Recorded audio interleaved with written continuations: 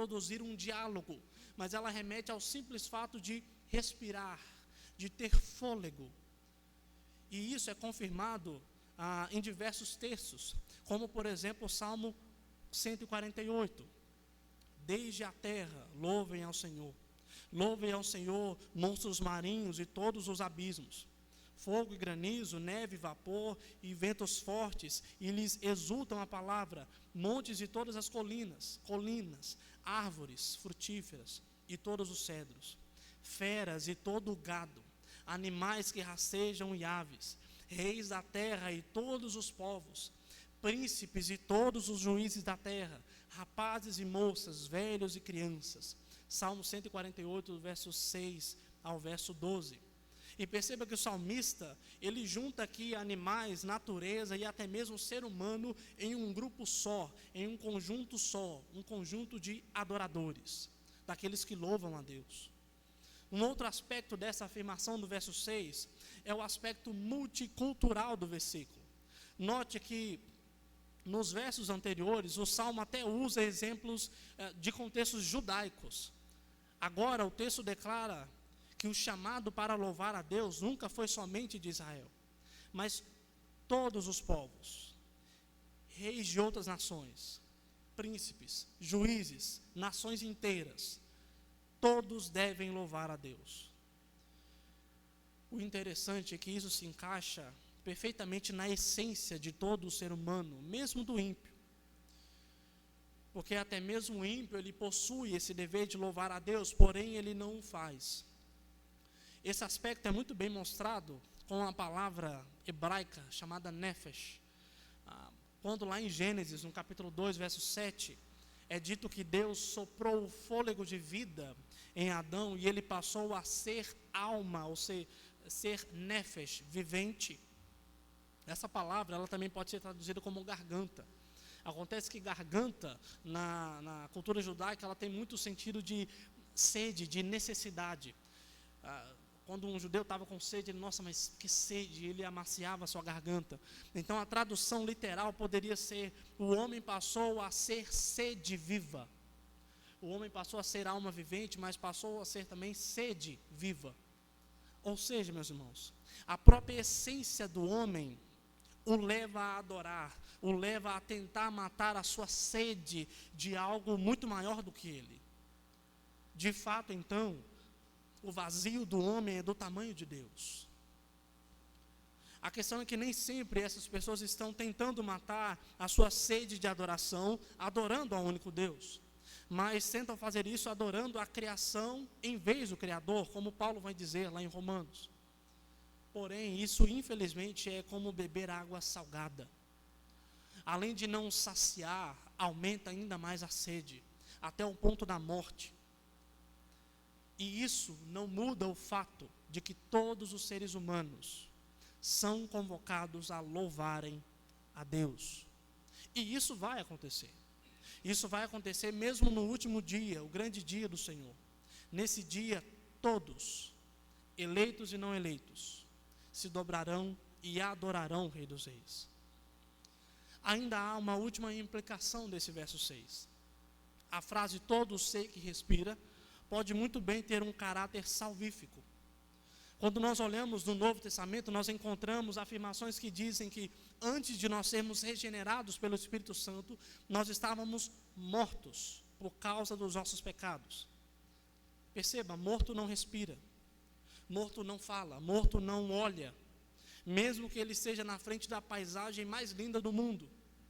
Alguém morto espiritualmente é como um cego colocado na frente do sol mais brilhante. Ainda assim, ele não verá nenhum feixe de luz. Porém, olha só o que Paulo diz. E estando nós mortos em nossas transgressões, nos deu vida. Efésios 2, verso 5.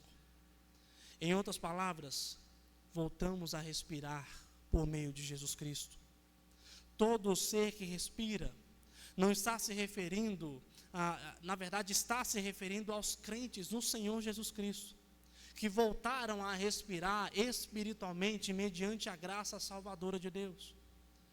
Porém, o mais impactante está no motivo pelo qual Deus escolheu e predestinou os seus eleitos e mandou o seu Filho para morrer por este povo. O motivo está no capítulo 1 de Efésios, onde é repetido por 3 vezes que todo o plano de salvação teve um motivo. Tudo foi para o louvor da glória de Deus Pai, louvor da glória de Deus Filho, louvor da glória do Espírito Santo, para o louvor de Deus.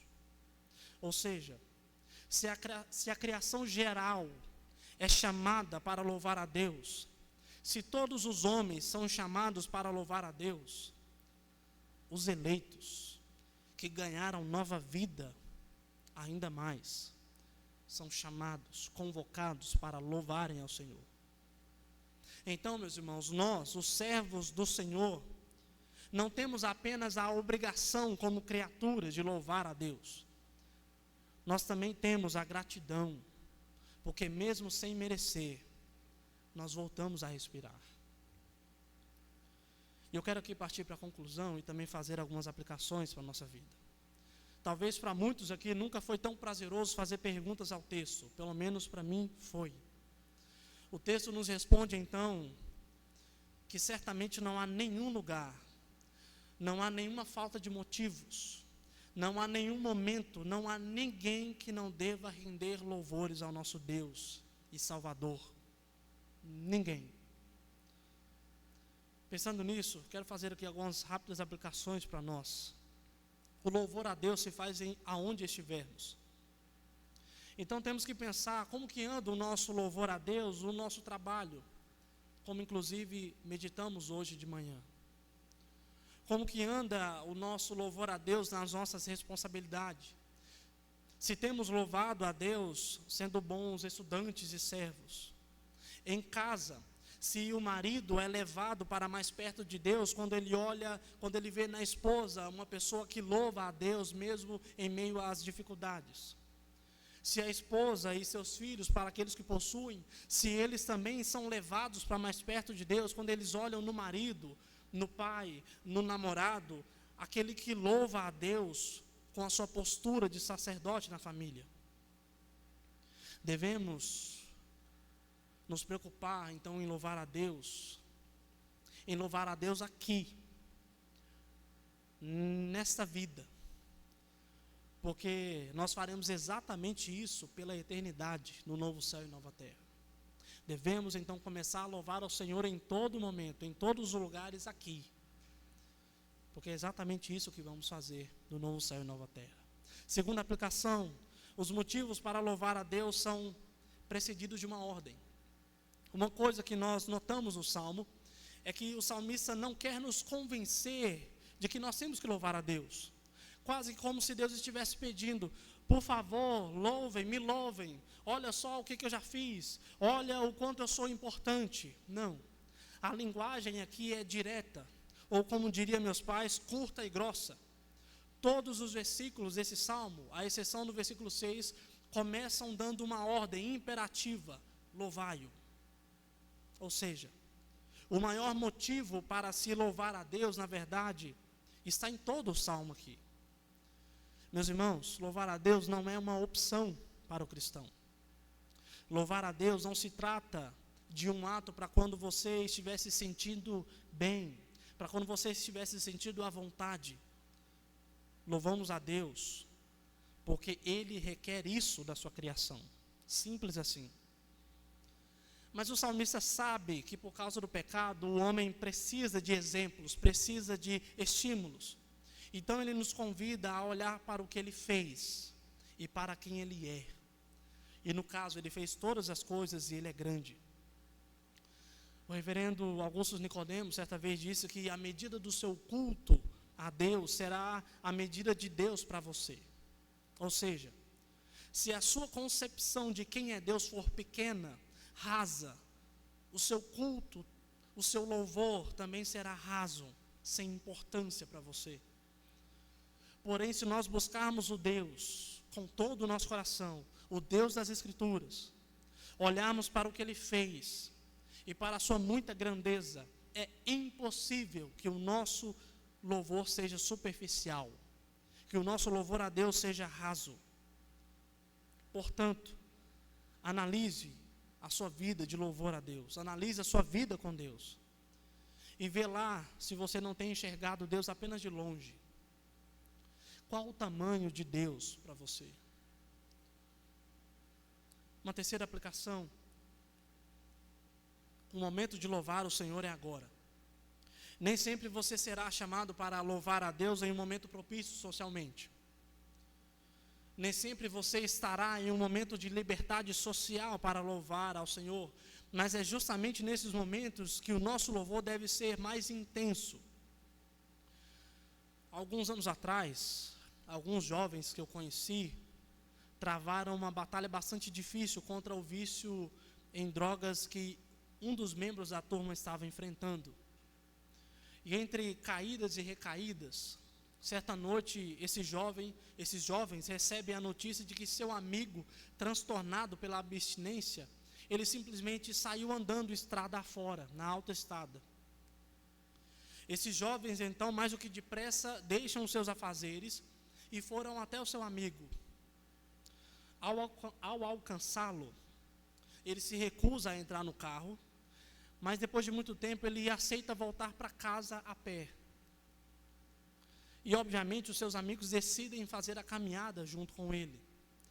Então nós temos aqui a seguinte cena: um grupo de jovens andando umas 10 da noite na autoestrada, andando a pé e em total silêncio. Então alguém diz: vamos cantar a Deus? E todos concordam.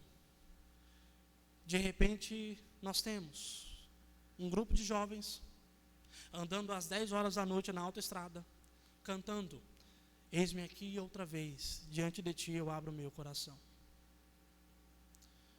Perceba, eu não estou dizendo que o louvor em todos os momentos é o ato de cantar em todos os momentos. Mas conforme foi dito no início da mensagem, louvor é uma expressão de engrandecimento ao Senhor. E nós devemos fazer isso o tempo todo. Portanto, no momento da decepção, louve ao Senhor. No momento da festividade, louve o Senhor. Nos momentos de ganhos ou nos momentos de perdas, principalmente de quem amamos muito, louve o Senhor. Uma última aplicação. Se todos devem louvar a Deus, imagine você. Note que, com base nas aplicações do verso 6, tanto aquele que foi convertido pelo Espírito Santo de Deus, quanto aquele que não confessou o Senhor Jesus como seu Senhor e Salvador, todos não podem escapar desse imperativo de louvar a Deus. Por isso, aquele que ainda não vive para o louvor da glória de Deus, saiba que a sua sede por algo mais profundo e maior do que você não vai ser saciada longe de Deus. Enquanto você desviar a glória que é de Deus para as outras coisas ou pessoas, você será como um morto que à procura de vida, um cego à procura de luz, um sedento à procura de água, água da vida. Agora eu me dirijo a você que serve ao Senhor Jesus, aqueles que foram redimidos pelo sangue do Cordeiro. Se até mesmo a criação e os ímpios possuem a obrigação de louvar a Deus, quanto mais nós. Quanto mais nós. Nós que estávamos mortos e hoje temos vida.